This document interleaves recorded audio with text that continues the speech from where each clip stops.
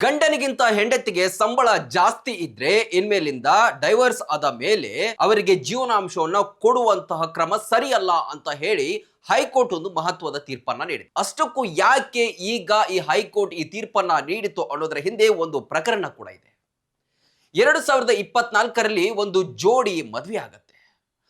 ಆ ಮದುವೆ ಆದಂತಹ ಗಂಡ ಹೆಂಡತಿ ಕೆಲವೇ ತಿಂಗಳುಗಳ ನಂತರ ಅದೇನೋ ಗೊತ್ತಿಲ್ಲ ಮನಸ್ತಾಪದಿಂದಾಗಿ ಜಗಳವನ್ನ ಮಾಡ್ಕೊಳ್ಳಿ. ಆಗಾಗ ದಿನನಿತ್ಯ ಜಗಳ, ಕಲಹಗಳು, ವೈಮನಸ್ಸುಗಳು ಹೆಚ್ಚಾಗ್ತಾನೆ ಹೋಗುತ್ತೆ. ಇದರಿಂದ ಬೇಸಂತ ಜೋಡಿ ಏನ್ ಮಾಡುತ್ತೆ, ಡಿವೋರ್ಸ್ಗೆ ಅರ್ಜಿಯನ್ನ ಹಾಕತ್ತೆ.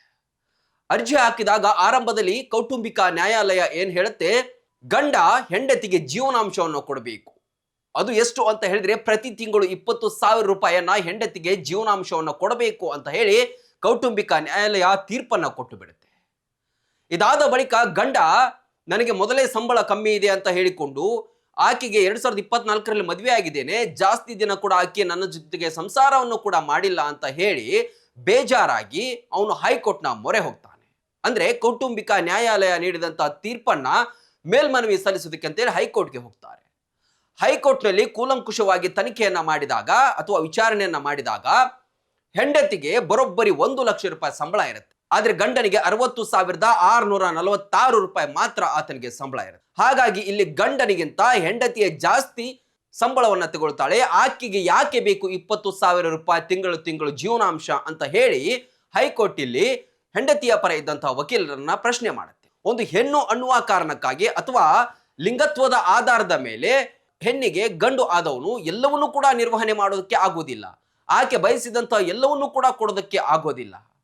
ಏನಾದ್ರೂ ಆಕೆಗೆ ಮಕ್ಕಳಿದ್ದು ಆಕೆ ಆರ್ಥಿಕವಾಗಿ ಸಂಕಷ್ಟದಲ್ಲಿದ್ರೆ, ಮಕ್ಕಳನ್ನ ನೋಡ್ಕೊಳ್ಳೋಕೆ ಆಗದೇ ಇರುವಂತಹ ಸ್ಥಿತಿ ಇದ್ರೆ ಆಗ ಮಾತ್ರ ಗಂಡನಾದವನು ತನಗೆ ಹುಟ್ಟಿದ ಮಕ್ಕಳು ಮತ್ತೆ ತಾನು ಕಟ್ಟಿಕೊಂಡಂತಹ ಹೆಂಡತಿಗೆ ಜೀವನಾಂಶವನ್ನು ಕೊಡಬೇಕೆ ಹೊರತಾಗಿ ಈ ರೀತಿಯಾಗಿ ಏನೂ ಇಲ್ಲದೆ ಸ್ವಲ್ಪ ದಿನಗಳ ಕಾಲ ಮಾತ್ರ ಸಂಸಾರವನ್ನ ಮಾಡಿ ವಿಚ್ಛೇದನಕ್ಕೆ ಅರ್ಜಿ ಹಾಕಿದಂತಹ ಹೆಂಡತಿ, ಅದರಲ್ಲೂ ಕೂಡ ಆತನಿಗಿಂತ ಜಾಸ್ತಿ ದುಡಿಮೆಯನ್ನ ದುಡಿತಾ ಇರುವಂತಹ ಹೆಂಡತಿಗೆ ಇನ್ಮೇಲಿಂದ ಈ ರೀತಿಯಾದಂತಹ ಜೀವನಾಂಶವನ್ನು ಕೊಡಬಾರ್ದು ಅಂತ ಹೇಳಿ ಮೊದಲು ಏನು ಕೌಟುಂಬಿಕ ನ್ಯಾಯಾಲಯ ಅಥವಾ ಫ್ಯಾಮಿಲಿ ಕೋರ್ಟ್ ತೀರ್ಪನ್ನ ನೀಡಿತ್ತು, ಆ ತೀರ್ಪನ್ನ ಇದೀಗ ರದ್ದುಗೊಳಿಸಿದೆ. ಒಟ್ಟಾರೆಯಾಗಿ ಈ ತೀರ್ಪು ಇದೀಗ ಪರ ವಿರೋಧ ಚರ್ಚೆಗೂ ಕೂಡ ಗ್ರಾಸವಾಗಿದೆ. ಹೆಚ್ಚಿನ ಜನ ಏನಂತ ಹೇಳಿದ್ರೆ ತೀರ್ಪು ಸರಿಯಾಗಿಯೇ ಇದೆ ಅನ್ನುವಂತಹ ಮಾತುಗಳನ್ನು ಕೂಡ ಹೇಳ್ತಾ ಇದ್ದಾರೆ. ಎಲುಬು ಕೀಲುಗಳ ನೋವಿನಿಂದ ಬಳಲ್ತಿದ್ದೀರಾ? ಯಾವುದಾದರೂ ಕಾಯಿಲೆಗೆ ಆಪರೇಷನ್ ಮಾಡಿಸಲು ಪರದಾಡ್ತಿದ್ದೀರಾ? ಡೋಂಟ್ ವರಿ, ಲೋಕಾಪುರದ ಸಾಯಿ ಮಲ್ಟಿ ಸ್ಪೆಷಾಲಿಟಿ ಆಸ್ಪತ್ರೆಗೆ ಬನ್ನಿ. ಎಲುಬು ಕೀಲು ಇನ್ಫೆಕ್ಷನ್, ಮೊಣಕಾಲು ನೋವು, ಕತ್ತು ನೋವು, ಬೆನ್ನು ನೋವು, ನರ ನೋವು, ಓಝೋನ್ ಥೆರಪಿ, ಫಿಸಿಯೋಥೆರಪಿ, ಎಲುಬು ಮುರಿತ ಶಸ್ತ್ರಚಿಕಿತ್ಸೆ ಮೂಲಕ ರೋಗಿಗಳ ಪಾಲಿಗೆ ವರದಾನವಾಗಿದೆ.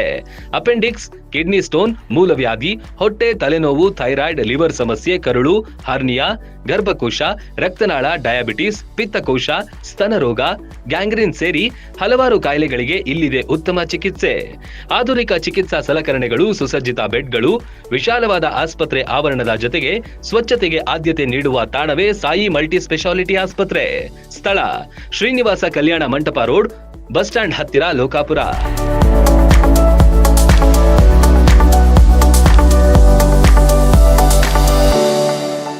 ರನ್ ಟಿವಿ ನ್ಯೂಸ್ ವಿಡಿಯೋಸ್ ನೋಡಲು ಸಬ್ಸ್ಕ್ರೈಬ್ ಮಾಡಿ, ಬೆಲ್ ಐಕಾನ್ ಪ್ರೆಸ್ ಮಾಡಿ.